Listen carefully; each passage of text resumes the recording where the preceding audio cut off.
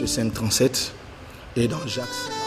Nos amis qui viennent de commencer cet enseignement avec nous, qui nous prennent la 3e séance, nous sommes en train d'étudier Matthieu 5, 37 et Jacques 5, 12, où le Seigneur dit que votre parole soit oui, oui, que votre nom et que votre parole soit oui, oui, non, non. Ce qu'on y ajoute vient du malin. Et le Seigneur Jésus dit encore, plutôt l'apôtre Jacques dit dans Jacques 5, 12, que votre oui soit oui, que votre non soit non. Nous vous renvoyons aux 2 premiers numéros où nous avons tiré déjà 3 principes importants.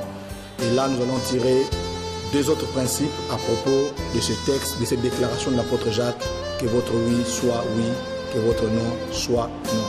Le principe, c'est que nous voulons dire, on peut se tromper dans son oui, on peut se tromper dans son non. Et dans ces cas, il y a lieu de se repentir de son oui et de dire non par après. Et on peut aussi se repentir d'un non qu'on avait donné pour dire oui par après. Et là, nous vous renvoyons dans les Saintes Écritures, dans Matthieu 21, 28 à 31, où un père a envoyé son fils aîné qui a dit d'abord non, et il s'est repenti de son nom pour dire oui après.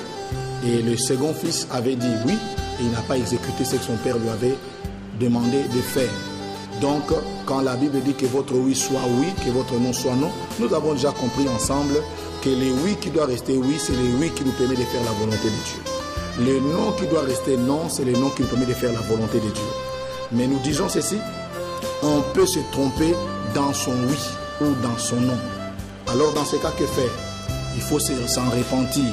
Il n'y a que les téméraires et les orgueilleux qui ne savent pas se repentir d'un oui ou d'un non. N'oubliez pas, quand nous parlons du oui ou du non, nous parlons d'une décision qu'on a prise par les mots oui ou d'une décision qu'on a prise par les mots non.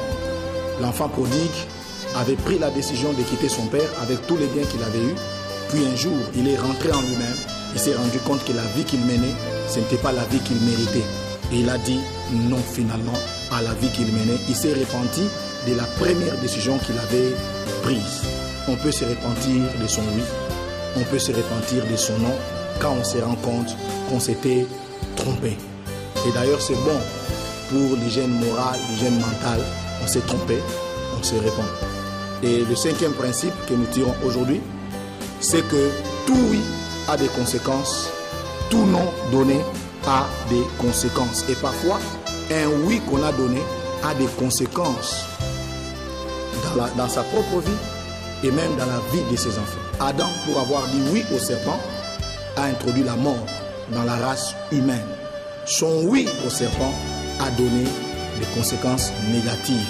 Elimelech, pour avoir décidé d'aller au pays de Moab, a eu à amener ses enfants, toute sa famille, et plus tard, Elimelech va mourir, et ses 2 enfants vont mourir.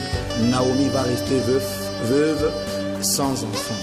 Donc, tout oui et tout non que nous donnons a des conséquences. C'est pourquoi il faut réfléchir mûrement avant de dire oui ou non à quelque chose.